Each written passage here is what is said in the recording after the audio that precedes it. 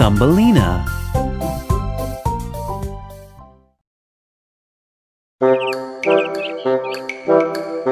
Once upon a time, there was a very lonely lady. She had always dreamed of having a child of her own, so she traveled far, far away to meet with a great wizard and ask him for help. The wizard gave her one seed from a magic flower.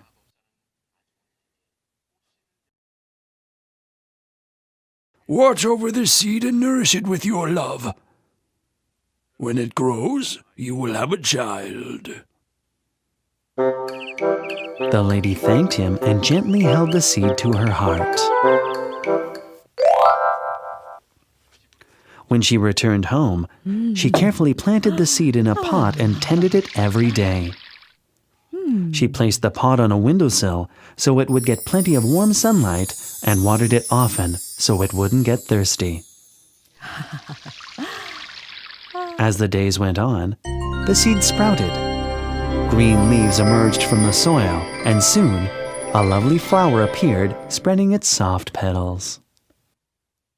Oh, the flower has blossomed at last.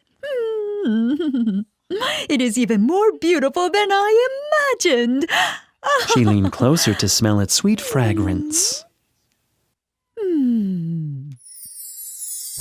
Suddenly, something wonderful happened. Oh my goodness! How tiny she is and how beautiful! You will be my child and I will call you Thumbelina because you are as small as my thumb. The lady was delighted that the flower had given her the daughter she dreamed of. Thumbelina and her mother were very happy together. But then, something terrible happened. A toad who had seen Thumbelina by the pond fell in love with her. One night, when everyone was asleep, he snuck into the house. Ah, there she is. The toad approached Thumbelina. I will make Thumbelina my wife. Grabbing the sleeping Thumbelina in his mouth, he hopped away back to his pond.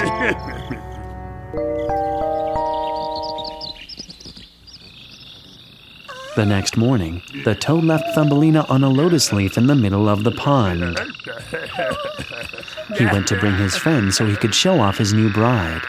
Thumbelina was very frightened and began to cry. Help! Is anyone there? Please help me! A fish who had been swimming past heard Thumbelina's call and came to her aid. Help me! Oh? I cannot let that ugly toad marry that lovely tiny girl! The fish chewed through the lotus stem so Thumbelina could float away.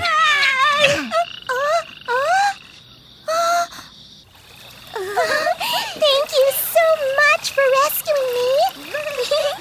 Bye! I'm glad I'm free of that awful toad, but I hope I will not get swept away by the current. The lotus leaf drifted slowly down the stream and Thumbelina grew more and more nervous.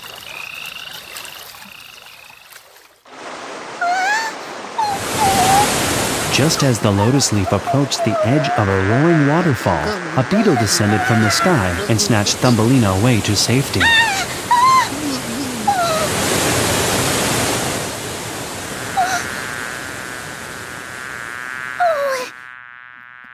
Please, Mr. Beetle, where are you taking me? Oh, my lovely.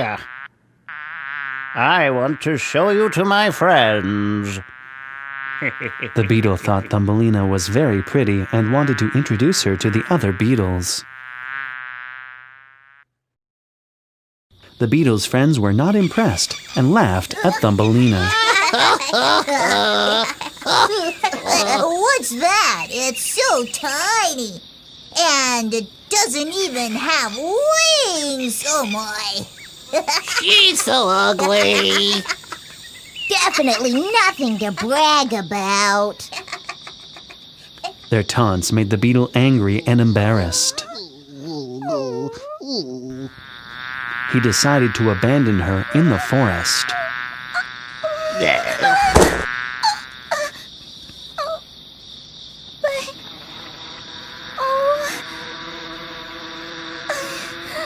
I don't even know where I am.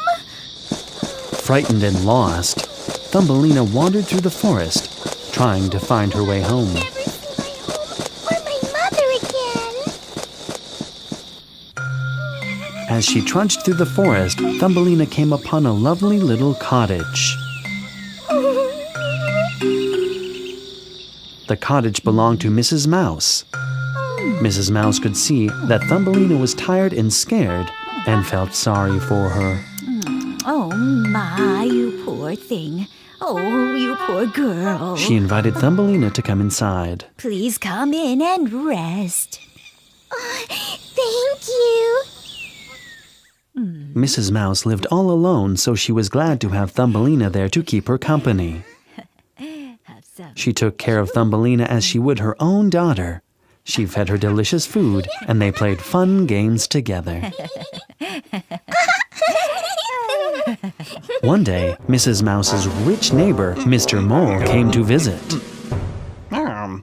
Good morning, Mrs. Mouse. He fell in love with Thumbelina the moment he saw her and decided to marry her. Oh, I will give you a big portion of my crop in exchange for Thumbelina's hand in marriage. Oh, no. What? Oh, no. Mrs. Mouse felt uneasy about giving Thumbelina away to the old mole, but she gave him her promise anyway. I will come back for her later. When Mr. Mole left, Mrs. Mouse tried to console Thumbelina and persuade her that this was the only way. Honey, Mr. Mole is very rich. He will take care of you and give you good things to eat. But I like it here. I want to stay with you. I don't want to go. Oh, I'm so sorry, but I don't have enough food left to feed both of us anymore. I can't take care of you. Oh no. Thumbelina felt miserable and alone again, and she cried and cried. Oh no. Oh, I'm sorry.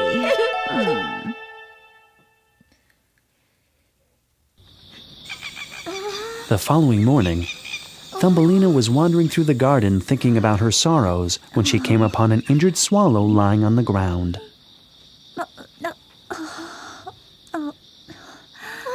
Oh, Miss Swallow, are you hurt? Are you okay? Yes, I have hurt my ankle, and now I can't fly. I can help you. Wait for me. Thumbelina ran back into the house. Thumbelina soon returned, bringing some ointments and bandages for the swallow's leg.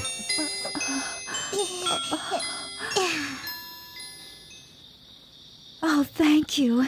How can I ever repay you? Thumbelina was silent and sad, and the swallow could see that something was troubling her. Oh, please tell me why you are unhappy. I will help you. Thumbelina told the swallow all about her adventures and troubles, and about how she didn't want to marry the rich old mole. Oh. Don't be frightened. Just climb on my back. And we will fly far away from here. Thumbelina climbed onto the swallow's back and flew away with her.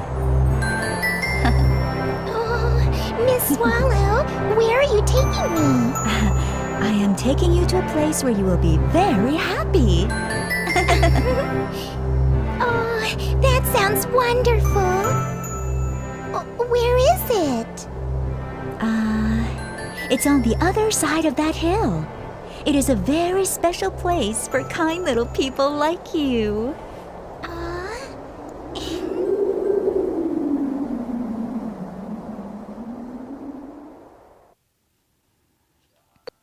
Thank you, Miss Swallow. The place the swallow had brought Thumbelina to was called Flowerland. Oh, this land is so beautiful. Oh, and the flowers smell so sweet.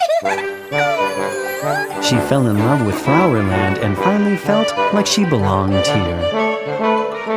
At that moment, the Prince of Flowerland landed beside her. Tell me, beautiful maiden, what is your name? I am Thumbelina. Who are you? I am the Prince of the Flowerland. Will you marry me, Thumbelina? Thumbelina suddenly felt bashful, but she smiled and nodded. Thumbelina and the Prince of Flowerland got married and lived happily ever after.